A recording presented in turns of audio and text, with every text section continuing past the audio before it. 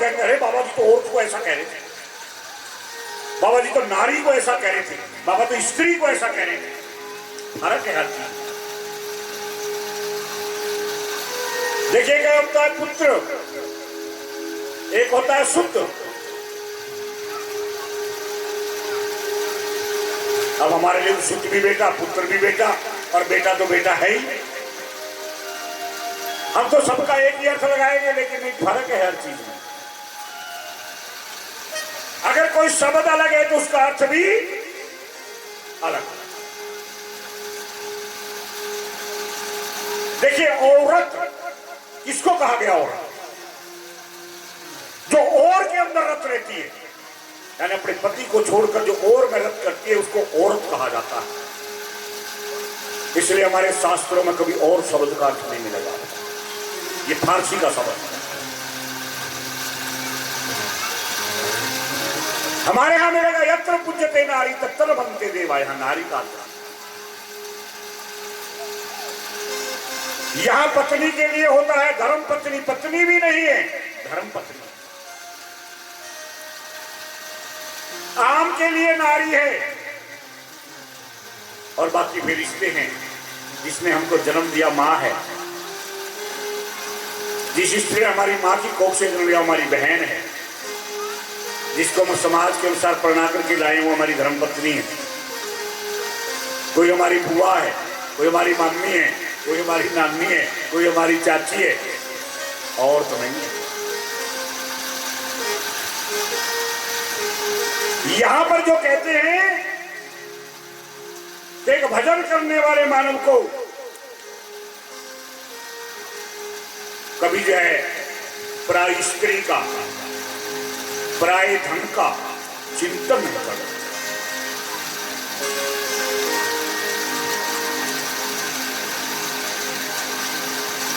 पराई स्त्री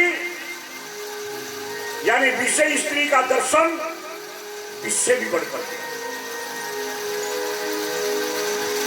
और विषय स्त्री के संग से मानव बंधन में पड़कर कलेश को प्राप्त होता है। हमारे यहां विद्वान कौन है, ज्ञानी कौन है, पंडित कौन है? मातृवत प्रदारेषु परद्रव्येषु लोष्ठवत् आत्मवस्त्र भूतेषु ये पश्यति से पंडित। विद्वान उसको कहा गया। आप क्या समझते हैं कि आपको कथा सुनाने लग गए? बहुत विद्वान है भाई, अरे बड़ा ज्ञानी है ये तो। ज्ञान की पहली क्लास में भी नहीं, लेकिन आप उसे ज्ञान का पर्दा दे देंगे। आजकल तो हर कोई भी व्यक्ति हो, फलानी विषय का आचार्य है, भागवत आचार्य। कभी पूछा है डिग्री कहां से लेके आए हो? भागवत आचार्य की डिग्री कहां से ली थी आपने? अरे MBBS की डिग्री होती है, वकील की डिग्री होती है, वो सब डिग्रियां देखते हो क्या? जो तुम्हें बिना कथे सुनते नहीं कभी डिग्रियां देखी? आपने आचार्य किया भी है नहीं? आप विद्वान हैं भी या नहीं? आप ज्ञानी हैं भी या नहीं? कभी नहीं पूछते। क्यों भाई? क्यों नहीं पूछते उससे? गुरु बुलाने से पहले कभी आपने पूछा आपका जन्म कहां हुआ था? कहां से आपने प्राइमरी स्कूल पास किया? कहां से आपने मिडिल किया? कहां से आपने BA किया? कहां आपने संन्यास लिया? कितने दिन तपस्या करी? कौन से जंगल में करी? कौन बुआ है? पूछते हो किसी से? बस कान्ना बाती कुर्र तू चिल्ला में कुर्र। अगर मेरी बुआ ने ले रखा गुरु मंत्र, मेरी मम्मी ने ले रखा, मेरी नानी ने ले रखा, और फिर बाद में क्या करोगे?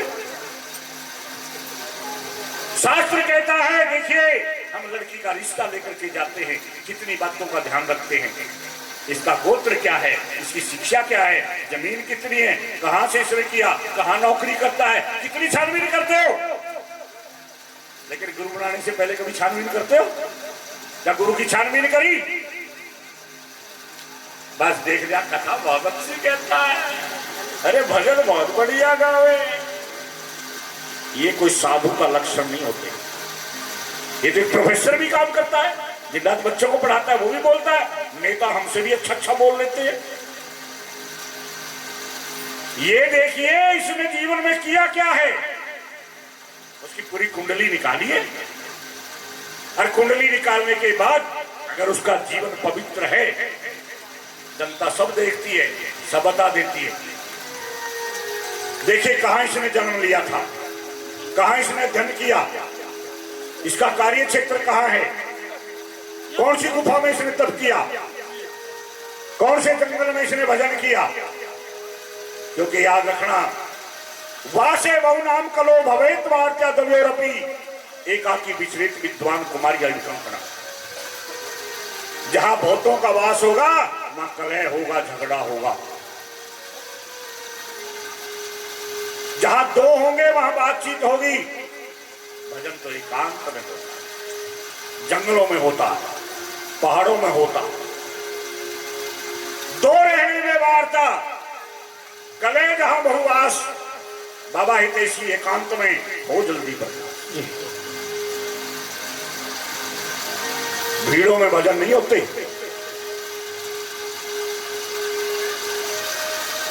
भक्ति करने वाले व्यक्ति के लिए विषय पुरुष और विषय स्त्री का दर्शन विषय भी बढ़कर है।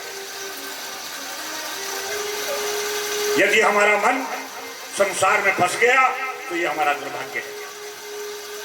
मानव के जीवन का वास्तविक उद्देश्य है भगवान का भजन करना, हरि की भक्ति करना। बाकी सब कुछ व्यर्थ है, निरर्थक है, रोना ही रोना है। अभी देखिए मैं शब्दों के अर्थ बता रहा था। हम भगवान को हरि कहते हैं। क्यों कहते हैं? हरति सर्व दुखा नीति हरि। वो सबके दुखों का हरण कर लेते हैं, इसलिए उनको हरि कहते हैं। हम उनको शिव कहते हैं। क्रोधी कल्याण में किसी में वो सबका कल्याण कर देते हैं, इसलिए उनको शिव कहते हैं।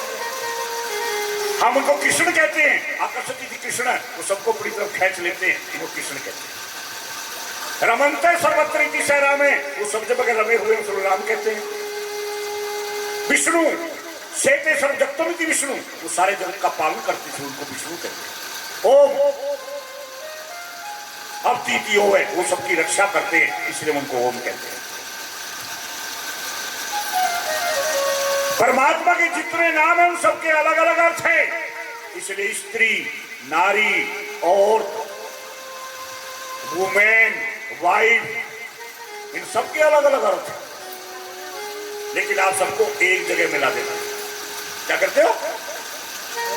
सबको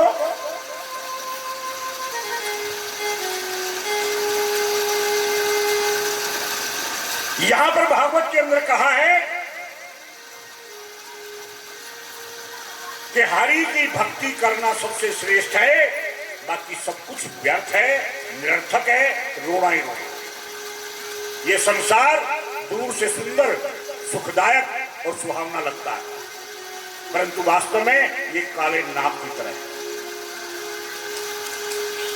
जो बड़ा कोमल दिखाई देता है, परंतु छूते ही यमलोक पहुंचा देता है। ये शरीर हड्डी, मांस, रक्त का मिश्रण है। मैं शरीर नहीं हूं, मैं आत्मा। मेरे यहां कुछ नहीं है, मैं इस देश का वासी नहीं हूं, मैं तो परदेशी हूं, भ्रमण करने आया हूं, थोड़े समय के बाद यहां से चला जाऊंगा। मैं तो एक दृष्टा हूं, जिस संसार को मैं देख रहा हूं ये क्षण भंगुर है। यहां स्थायी कुछ नहीं रहता, स्थायी है केवल परमात्मा, इसलिए उसका भजन करो। इंद्रियों और विषयों के संयोग से उत्पन्न होने वाले जितने भी भोग हैं ये सब दुख के देने वाले। बुद्धिमान विवेकी पुरुष इनमें रमण नहीं करते। विवेकी पुरुष के लिए सभी भोग दुख रूप है। कल मानव के पास ये भोग रहेंगे, इसमें संदेह है। हम चाहें कितना भी प्रयत्न कर लें, कितना भी पुरुषार्थ कर ले, संसार का कोई प्राणी, पदार्थ, परिस्थिति हमारे पास सदा एक सी स्थिति में नहीं रह सकती। आज आपने मकान बनाया, बड़ा सुंदर बनाया, 4 साल के बाद देखना क्या ऐसा ही रहेगा? अभी आपने गाड़ी खरीदी, बड़ी सुंदर लगती है, क्या 5 साल के बाद वह ऐसी रहेगी? और 15 साल के बाद तो ऐसा होगा कि गवर्नमेंट रोड पे भी नहीं चलने देगी। सदा अगर आपके बचपन का फोटो मैं आपके सामने रख दूं, आप खुद नहीं पहचान सकते ये मेरा ही फोटो है। इसीलिए हमारे वेद कहते हैं ब्रह्म सत्यम जगत मिथ्या। परमात्मा सत्य है और ये संसार परिवर्तनशील है। हर क्षण इसमें परिवर्तन होता ही रहता है। अब ये ज्ञान नारद जी परचेताओं को दे रहे हैं, सुखदेव जी परीक्षित को दे रहे हैं, मैत्रेय जी विदुर को दे रहे हैं और हितैषी बाबा आप सबको दे रहे हैं। मैं आप लोगों से पूछता हूं, जो वस्तु प्रतिक्षण हमें छोड़ रही है उससे कैसा प्रेम भाई? एक दिन जो वस्तु हमसे छूटने वाली है इससे पहले हम ही उसे छोड़ दें, विषय भोग अपनी इच्छा अनुसार चले जाएं या हम उनको छोड़ दें, तो दोनों स्थितियों में वियोग होता है।